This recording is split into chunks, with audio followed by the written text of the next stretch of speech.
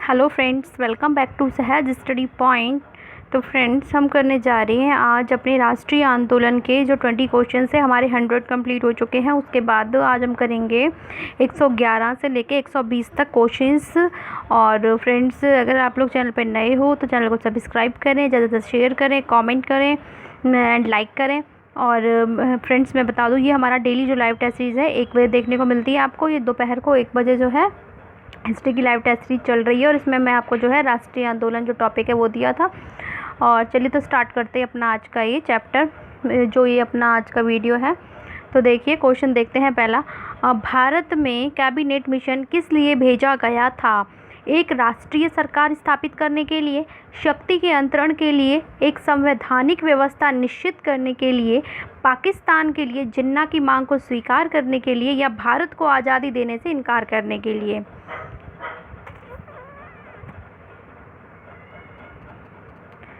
तो देखें, इसका जो आंसर है ना वो होगा बी, यानी कि शक्ति के अंतरण के लिए, एक संवैधानिक व्यवस्था निश्चित करने के लिए।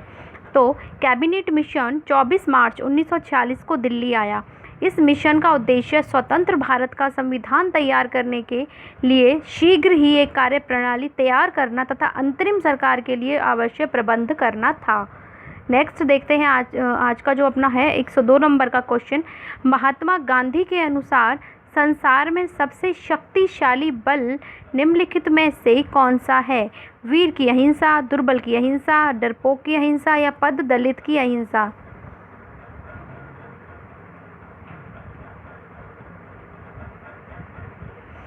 तो देखें, इसका जो आंसर है वो होगा ए, यानी कि वीर की अहिंसा।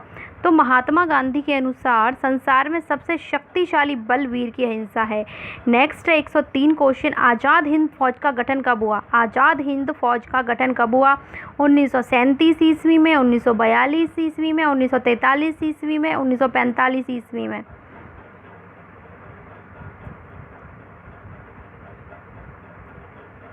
तो देखें, इसका आंसर होगा बी, यानी कि 1942 ईस्वी में। तो सितंबर 1942 में मोहन सिंह द्वारा आज़ाद हिंद फौज का औपचारिक गठन हुआ था। आज़ाद हिंद फौज की कमान सुभाष चंद्र बोस को 1943 ईस्वी में सौंपी गई थी। नेक्स्ट है अपना 104 नंबर का क्वेश्चन। वह राष्ट्रीय नेता कौन था जिसे अंडमान में सेल्यूलर जेल की दीवारों पर भारत का इतिहास लिखा था? नंदलाल बोस, अंबेडकर, वीर सावरकर, ज्योतिबा फुले।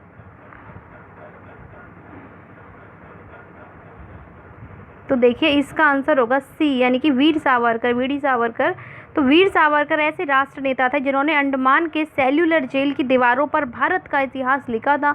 नासिक जिले के जैक्सन की हत्या के लिए नासिक षड्यंत्र कांड के अंतर्गत उन्हें 7 अप्रैल 1911 को काला पानी की सजा पर सेल्यूलर जेल भेजा गया।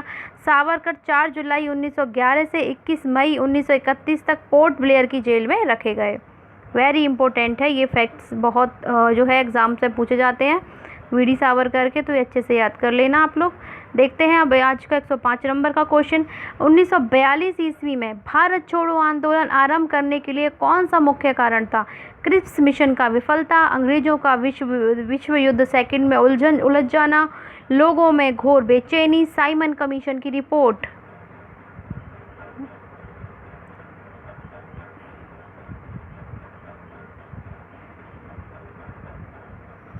तो देखें, इसका आंसर होगा ए, यानी कि क्रिप्स मिशन की विफलता। तो देखें, क्रिप्स मिशन 1942 की विफलता के अंततः भारत छोड़ो आंदोलन को जन्म दिया। 7 अगस्त 1942 को बम्बई के ऐतिहासिक ग्वालियर टैंक में अखिल भारतीय कांग्रेस कमेटी की वार्षिक बैठक, जिसकी अध्यक्षता जो है वो अबुल कलाम आज़ाद ने की थी, जिसमें वर्धा प्रस्ताव भारत छोड़ो की पुष्टि हुई। और 8 अगस्त 1942 को प्रस्ताव स्वीकार कर लिया गया, और 9 अगस्त 1942 को जो है भारत छोड़ो आंदोलन का प्रारंभ हो गया। चलिए नेक्स्ट है 106 क्वेश्चन। भारत छोड़ो आंदोलन 1942 में किस महीने में शुरू किया गया था? जनवरी, मार्च, अगस्त, दिसंबर। इसका आंसर होगा सी, यानी कि अगस्त में। नेक्स्ट है 107 क्वेश्चन। कांग्रेस ने भारत छोड़ो आंदोलन का प्रस्ताव किस वर्ष पारित किया? 1940, 1938, 1946, 1942। तो देखें इसका आंसर होगा डी, यानी कि 1942 में। नेक्स्ट 108 क्वेश्चन, भारत छोड़ो आंदोलन के दौरान समांतर सरकार का गठन कहाँ किया गया? वाराणसी, इलाहाबाद, लखनऊ, बलिया।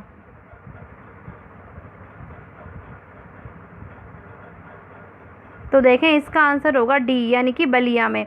तो भारत छोड़ो आंदोलन 1942 के दौरान देश के कई क्षेत्रों में समांतर सरकार स्थापित की गई। बलिया यानी उत्तर प्रदेश में था। उन क्षेत्रों में से एक ऐसा था जहां समांतर सरकार का गठन किया गया। यहाँ की सरकार का नेतृत्व चिंतू पांडे ने किया। तो ये देखो किसने किया था? चित्तू पांडे ने किया था। बलिया के अतिरिक्त बंगाल के तामलुक, महाराष्ट्र के सतारा और उड़ीसा में तलचर में भी भारत छोड़ो आंदोलन के दौरान समांतर सरकारें गठित हो गई थी। नेक्स्ट 109 नंबर का क्वेश्चन, स्वतंत्र भारत में निम्नलिखित में से कौन सी महिला किसी राज्य की जो पहली राज्यपाल बनी थी? श्रीमती सरोजनी नायडू, श्री सुचिता कृपलानी, श्रीमती इंदिरा गांधी, श्रीमती विजय लक्ष्मी पंडित।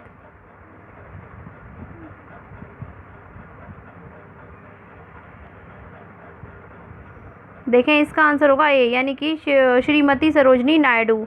ए वाला आंसर इसका ठीक होगा। तो देखिए, स्वतंत्र भारत में उत्तर प्रदेश की प्रथम राज्यपाल 15 अगस्त 1947 से 1 मई 1949 तक श्रीमती सरोजनी नायडू थी। यह किसी भी राज्य की पहली महिला राज्यपाल थी। तो वाइसराय, नेक्स्ट क्वेश्चन 110, वाइसराय द्वारा नियुक्त किए गए हंटर कमीशन में निम्नलिखित में से किसके विषय में तहकीकात की थी? बारदोली सत्याग्रह, खिलाफत आंदोलन, जलियांवाला बाग त्रासदी या चोरा चोरी कांड।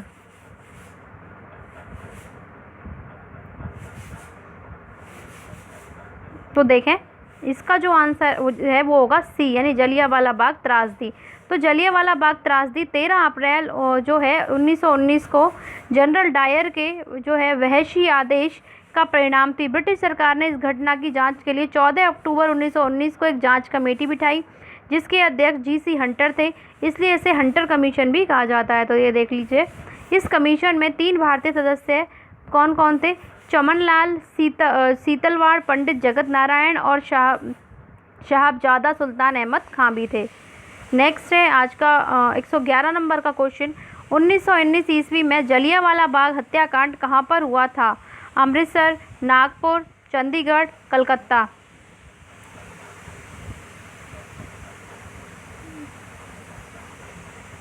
तो देखिए इसका आंसर है ए, यानी अमृतसर में हुआ था। 1919 का जो जलियांवाला बाग हत्याकांड था वह अमृतसर में हुआ था। नेक्स्ट है अपना 112 नंबर का क्वेश्चन, असहयोग आंदोलन को क्यों निलंबित किया गया था? गांधी जी की अस्वस्थता के कारण, हिंदू और मुस्लिमों के बीच मतभेद के कारण, नेतागणों के बीच मतभेदों के कारण या चोरा चोरी कांड में हुए हिंसक घटना के कारण। तो देखिए इसका जो होगा डी होगा, चोरा चोरी में हुए हिंसक घटना के कारण। तो गांधी जी ने 12 फरवरी 1922 ईस्वी को बारदोली में कांग्रेस कार्य समिति की बैठक बुलाई, जिसमें चोरा चोरी कांड में हुए हिंसक के कारण सामूहिक सत्याग्रह व आंदोलन स्थगित करने का प्रस्ताव पारित किया। नेक्स्ट है आज का 113 नंबर का क्वेश्चन, चोरा चोरी कांड के बाद गांधी जी ने स्थगित कर दिया सविनय अवज्ञा आंदोलन को, खिलाफत आंदोलन को, असहयोग आंदोलन को या भारत छोड़ो आंदोलन को? तो इसका आंसर होगा सी, यानी कि असहयोग आंदोलन को। नेक्स्ट 114 नंबर का क्वेश्चन, भारतीय राष्ट्रीय कांग्रेस ने असहयोग का अपना प्रसिद्ध प्रस्ताव 1920 में कहाँ आयोजित किया? अपने अधिवेशन में पारित किया था। लखनऊ में, दिल्ली में, बम्बई में, कलकत्ता में। देखें इसका आंसर होगा डी, यानी कि कलकत्ता में। तो भारतीय राष्ट्रीय कांग्रेस ने असहयोग का अपना प्रसिद्ध प्रस्ताव 1920 में कलकत्ता में स्वीकार किया था।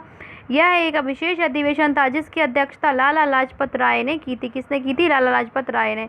नेक्स्ट है आज का 115 नंबर का क्वेश्चन, किस आंदोलन को हिंदुओं और मुसलमानों दोनों का समर्थन मिला? चंपारण सत्याग्रह, विभाजन विरोधी आंदोलन, असहयोग आंदोलन, भारत छोड़ो आंदोलन। इसका जो आंसर है वो होगा सी, असहयोग आंदोलन को। तो खिलाफत आंदोलन 1920 और असहयोग आंदोलन 1920 से 22 में हिंदुओं और मुसलमानों दोनों का समर्थन मिला। इस संदर्भ में एंचसीसन की टिप्पणी उल्लेखनीय है। इस मिसाल में हम मुसलमानों को हिंदुओं से भी बढ़ा नहीं पाए। इसी संदर्भ में गांधी जी ने कहा था कि हिंदू और मुसलमानों की एकता में के एक ऐसे अवसर के रूप में देखा जो 100 वर्षों में भी पुनः प्रस्तुत नहीं होगा। नेक्स्ट 116 नंबर का क्वेश्चन, सत्याग्रह के 3 प्रमुख स्वरूप कौन से हैं? क्रांति, जनमत तथा बहिष्कार, असहयोग, सविनय अवज्ञा तथा बहिष्कार, बहिष्कार, सविनय अवज्ञा तथा विद्रोह, असहयोग, क्रांति तथा अस्वीकार, जनमत, संग्रह। तो इसका जो आंसर है वो होगा बी, असहयोग, सविनय अवज्ञा तथा बहिष्कार। तो ये 3 जो हैं, ये तीनों सत्याग्रह के प्रमुख रूप थे। नेक्स्ट है आज का अपना 117 नंबर का क्वेश्चन, महात्मा गांधी ने सिविल अवज्ञा के बारे में प्रेरणा किससे ली? थूरियो, रस्किन, कन्फ्यूशियस या टॉलस्टॉय? देखें, इसका आंसर होगा ए यानी थूरियो। तो महात्मा गांधी ने सिविल अवज्ञा के बारे में थूरियो से प्रेरणा ली थी। नेक्स्ट है आज का 118 क्वेश्चन यानी 118, 1930 में सविनय अवज्ञा आंदोलन किस मुद्दे पर शुरू किया गया? भारतीयों के लिए रोजगार के समान अवसर, भगत सिंह को फांसी देने का प्रस्ताव, ब्रिटिश सरकार द्वारा अपनाया गया नमक एकाधिकार या पूर्ण स्वतंत्रता? इसका आंसर होगा सी यानी कि ब्रिटिश सरकार द्वारा अपनाया गया नमक एकाधिकार। नेक्स्ट, सविनय अवज्ञा आंदोलन 12 मार्च 1930 को गांधी जी के प्रसिद्ध दांडी मार्च के साथ अहमदाबाद से प्रारंभ हुआ। गांधी जी 6 अप्रैल 1930 को दांडी पहुंचे, समुद्र तल से मुट्ठी भर नमक उठाया। इस प्रकार ब्रिटिश सरकार द्वारा अपनाए गए नमक एकाधिकार को तोड़ दिया। यह इस बात का प्रतीक था कि भारतीय जनता ब्रिटिश कानून और ब्रिटिश शासन के अंतर्गत जीने के लिए तैयार नहीं है। इस प्रकार आंदोलन तो तात्कालिक मुद्दे नमक एकाधिकार को लेकर शुरू हो गया, परंतु इसका जो दीर्घकालिक लक्ष्य था वो पूर्ण स्वराज था। तो इसलिए जो इसका आंसर है वो सी होगा। नेक्स्ट है 199, गांधी जी की दांडी यात्रा निम्न में से किसका उदाहरण है? सीधी कार्यवाही, बहिष्कार, सविनय अवज्ञा, असहयोग? तो इसका आंसर होगा सी यानी ये सविनय अवज्ञा आंदोलन जो था उसका उदाहरण है। नेक्स्ट है आज का 120 क्वेश्चन, महात्मा गांधी के नमक सत्याग्रह का अंतिम लक्ष्य क्या था? नमक सत्याग्रह को निरसित करना, सरकार की शक्ति को कमजोर करना, जनसाधारण को आर्थिक मदद देना, भारत के लिए पूर्ण स्वराज? तो देखें, इसका आंसर होगा डी और ये आज का आखिरी क्वेश्चन था, भारत के लिए पूर्ण स्वराज। तो ये हमारे आज के जो 20 क्वेश्चन है वो कंप्लीट होते हैं और जो आपको कल है वो भी राष्ट्रीय आंदोलन की ही तैयारी करनी है। कल भी आपको इसी के ऊपर 20 क्वेश्चन जो है वो देखने को मिलेंगे। आगे के जो है 120 यानी 121 से लेके जो है हम करेंगे 140 तक जो क्वेश्चन है।